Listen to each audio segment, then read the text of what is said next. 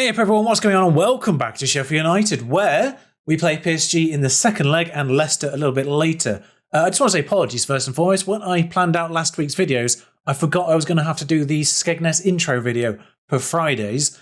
I thought we were going to get both halves of this Champions League situation dealt with in 2 consecutive days. I did not realise it was going to be a cliffhanger until today. So apologies for that if you're watching it live with the releases. If you're obviously watching it in a playlist later on, then it doesn't make a difference to you lot, does it?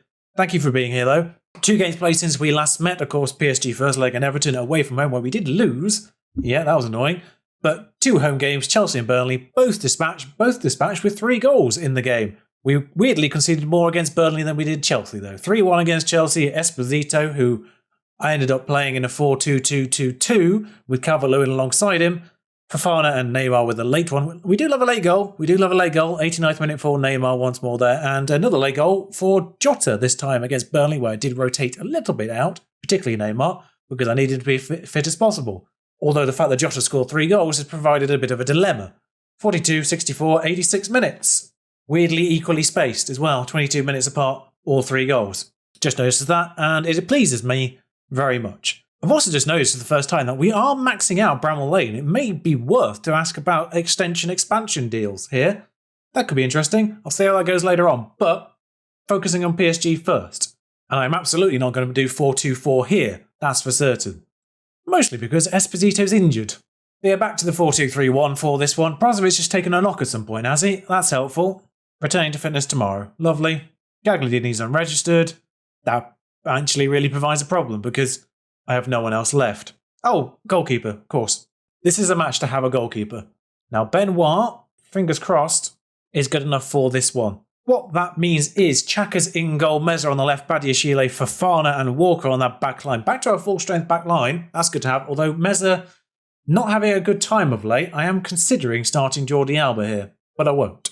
Virgin Jones in the middle with Neymar on the left, Gomez on the right, and Jota on the right, who I've now finally realised is either-footed, so he can do inverted winger on both sides perfectly fine, which is helpful considering the right-hand side is being a little bit problematic of late. Not really putting in the performances. Although Kayado, last couple of games, he seems to be doing all right, actually, but Jota's going on the right. After scoring 3 against Burnley, how could I keep him out? Look at the last 2 games, by the way, on his last 5 games, little bar here. As green as they get. In form, playing him. Cavani in up front, back to complete forward. So yeah, 4 players step in from the last match. Thank God Benoit is back for this second leg. I feel like he might be needed. It's 3 seasons in at this point. We've had Benoit for 2.5 by the time we get to the end of it. I'm wondering if there's improvements. So there's our lineups once again. Yeah, like I'm saying, I still haven't put the face back on for Meza, but we'll get around to that eventually. Both our defenders currently 3-star, and neither of them have much more potential left. I think they both have a little bit. They might both be able to get a 3.5, which I'd be happy with if they both do get that. But if they don't really look like they're going to get there, then I am contemplating there might be a sort of a bigger permanent upgrade. Of course, we're going to try and get Harry Maguire, especially if Man United miss out on European football. Bring him back to Sheffield. Certainly got a couple more years in him, that's for certain. Felix, who's moved to PSG, ready to break, ready to unleash Mbappe, which he doesn't get to. Mane's on the right-hand side for PSG. Still running. Neymar, of all people, is the one who tackles him with his 1 tackling. Jota, as the possession's back in our feet for the time being. Referee sort of vaguely gets in the way, though, that Neymar's run past through 3 defenders. Finishes against his former club, and that is 1-0. 8 minutes in. Didn't realise it was that early until I just looked at the clock. It's a lovely little run from Neymar at the end of all this. It's Jota the provider. Yeah, so both the so-called left wingers combining there. In fact, I've got all 3 players on the pitch that I have played in that left position all season. I've just realised because it's Neymar, Jota and Jones. But Curtis Jones playing in that position where I thought he actually played the sort of the deep line playmaker. But for some reason, he is primarily, that is a great save, left winger, inverted winger in the game. I'll be honest, I don't pay too much attention to Curtis Jones to know for certain, but Meza not having a good one again, which is concerning. He is booked, so we may look to get him off sooner rather than later in this match. Probably in the second half. That is lovely work. I'm suspecting someone's offside in the build-up to that. It has focused on the referee here, which usually is a great indication that it is indeed about to be ruled offside. Just noticed the official is Turkish, with a very similar name to our goalkeeper. I hope that's not a conflict of interest here. Yeah, Cavani was offside. I thought Jota might have been, actually. But it is only the finisher that was the problem. Have we got any other latest scores for what's going on around us here? 1-0, should be 2. Right, good team talk. Get them back out there. Let's see if I can get that on to Champions League. It's Real Madrid into Milan, isn't it? So, currently Real Madrid 1-0 up, and I'm pretty certain they were 3-2 in the first leg. Okay, they're not great. Mezza's coming off at Jordi Alba here. So Real Madrid currently 4-2 up. 5-2. Inter Milan only needed to win 1-0, and they've absolutely bowled that, so that's not great. From them, Mane, has he switched to the left, or is he just suddenly on the left for some reason? Xhaka has been given the ball. Jordi Alba has gone back to the goalkeeper. I don't like the way this has been played, if I'm honest, but it has been punted up eventually. Mane's in a bit of space. Closed down. Fofana tackles him. Good work, Wesley. Didn't like that pass that went directly past Mane, though. As they get the ball once more, Davies at the back, Kimpembe to Kovacic. Not going to intercept the pass to Verratti, although it did look like it might have been the case for a split second. Mane on the left-hand side again. Has got past the... Good save by Xhaka, thank God. Went past Walker a little bit too easily for my liking there.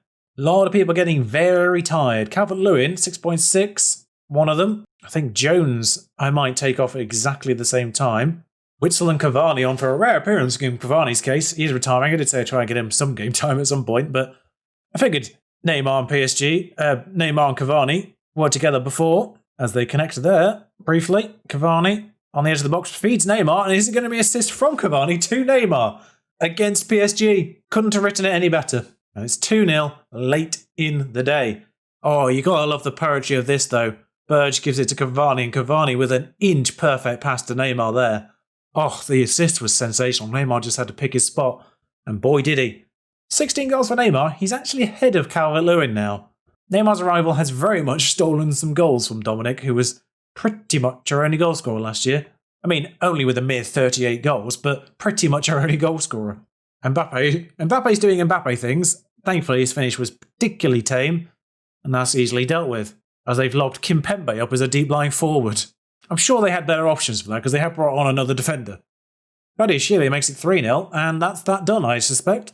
I'm really confused why they brought on what looks like Milinkovic in defence and then pushed Kimpembe up as the deep-lying forward. Why didn't they bring an attacker on and do what they've just done? Now Azpilicueta's up there. Make your minds up, lads. Ironic that they conceded a corner when they had 3 central defenders on the pitch. Lovely work. 3-0. I mean, I'm not going to even back that up with anything. Everyone's inspired and motivated for this Leicester match. 8.68 million, which pretty much covers Neymar's wages for the year. Actually assisted the other goal. I've just noticed in my newsfeed, because I have the clubs I follow in it, that Newcastle have secured a playoff spot in March. They get relegated, of course, but seems like the bounce back is very much on for Newcastle. Yeah, just 10 points clear of Reading. Oh, good news for MK Dons and Oxford fans. You did get promoted at the very least, even if it looks like you're going straight back down again. Also, for once, Lincoln seem to be doing all right in a save. I don't know why my club Lincoln are very much underrated in this year's game, but they seem to be doing all right this time around here. Just noticed Sunderland getting relegated. As much as I am a Newcastle fan, the stadium line does not belong in League Two. Mind you, neither does Valley Parade, and Bradford are stuck there. You know what, at some point I will put Is There a Right Back just to shut up my head of youth development, who is apparently the best judge of character. Might change it again at some point. Right, the draws for, I believe they do both the quarterfinal and then the semi-final directly afterwards. So, quarterfinal, remaining teams, Barcelona, Bayern, Liverpool, who dealt with Salzburg, the Lucky Devils, Leipzig, Chelsea, Lazio, Real Madrid, and us. Barcelona, Bayern, thank you. Sheffield United versus Liverpool. Oh, Lazio, Chelsea, and Leipzig get Real Madrid. I'll be honest, Leipzig I would have liked. Chelsea I would have liked as well, considering they're not having a particularly great year. And then, not that it's going to matter because we got Liverpool. Leipzig or Madrid if we get past Liverpool, so Real Madrid again, who are in our group, of course, and then Lazio, Chelsea deal with Barcelona or Bayern. So, very likely to be Real Madrid, Liverpool, Barcelona, Bayern final. Why? Why did it have to be Liverpool? How are Juventus doing in the Europa League? Champions League winning Juventus. How are they doing? They have drawn Marseille in the quarters. It took penalties to get past their other 2 knockouts, though. What's happened? Now, I think there's a bit of an international break between this game and Brighton, so I don't really need to rotate too much. Yeah, there is an international break. Ramsdale's out with a tight thigh. Conceded another 3 goals at the weekend. He really shouldn't be first team. Everyone's going to have their opinions, but I genuinely don't believe Aaron Ramsdale should be in the Premier League this year. His positioning on the second goal at the weekend was awful. That's why he doesn't start for me, because it's pretty much replicated in the game, sadly. He'll come good eventually, though. I have faith he'll come good, just not this year, which isn't great news for actual Sheffield United fans. I feel for him, though. I do feel for him. I know there's defensive issues as well, which doesn't help. So Sander Berge steps out. A little bit of rotation still going on, though. Xhaka in goal, Alba Badiashile, Fofana, Nacho at right back, Brozovic and Witsel in the middle, Jota, Gomez and Gallardo with Cavani up front. As always, I might have a word with Dominic. He's not been awful, but he's not been scoring. And away we go at the King Power Stadium. Jota's already tired. Should have seen that. I think he had a full green heart, so it was basically borderline, and I had no idea because the game doesn't understand the concept of percentages anymore, which I still don't like as a decision. I will say in defence of the percentages every time, but how many times have you ever heard a manager say, oh, he's 80% fit? Like, no, realistically, fitness isn't a percentage, but we still put it into one in the real game. But oh well, they decided with these stupid hearts, and that's what we have to deal with. It's still it's basically my only criticism of FN20 is the bizarre decision to make the game less easy to play. Oh well, Nacho's been sent off, obviously. I mean, he was basically airborne for 3 minutes before connecting with the player there. Well, Kyle Walker's on the bench. Just who do we take off? Gomez. I mean, maybe Jota, because he was a bit tired. Nah, Gomez. I think Gomez is the one to make way. Nacho Red just sounds like a meal deal or some kind.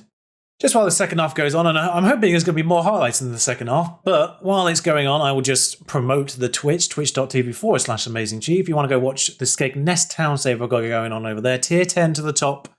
I'm recording this just before we do the last session of the first season for that one, so it's going to be an exciting night tonight, but Gallardo's putting Cavani through, and I've had a word with him. He's dinked it. He's scored. 14th goal of the season for Dominic. 2 behind Neymar at this point. And 10 men Sheffield United are currently 1-0 up. Lovely finish though. I had a word with him and seems to have listened. I mean, good ball by Gallardo. Defensively, number 16, 15, 16, can't see his number clearly. Tanganga. Questionable.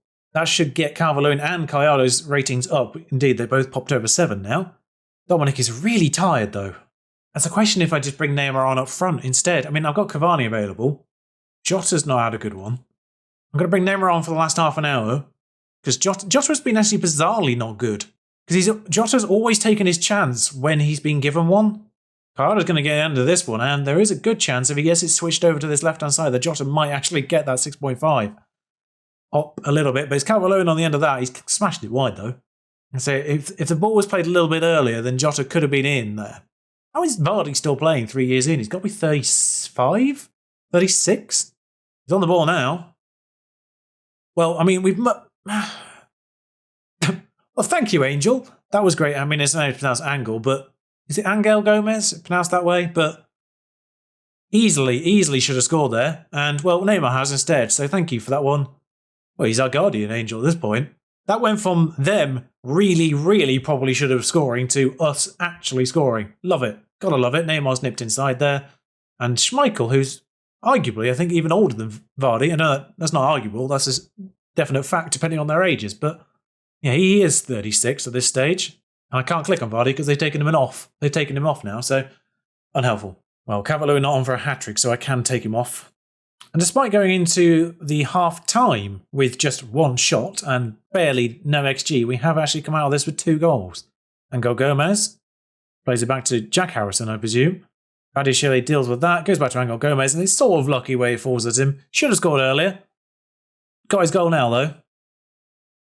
I was too busy fixated on watching that play out that I didn't sort of say it as it happened, but if it goes that far in the replay, I really want to see this happen. Xhaka picks up the ball and Angel Gomez goes for it. No, he didn't go far enough, but he still goes into the net despite the fact the ball's not there anymore.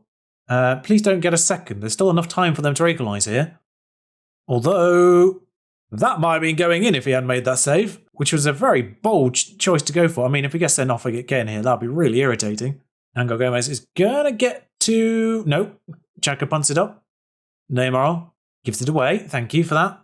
I mean, if that had gone in, I'd have been furious. Just see it out, lads. Just see it out. There's 2 minutes of injury time. I'm baffled by this choice of ball. Neymar plays it back to the keeper for zero reason. I mean, nice little waste of time as it sort of just rolled across the entire pitch, but they've got the ball now, and I don't like it. Francisco more, not Lucas.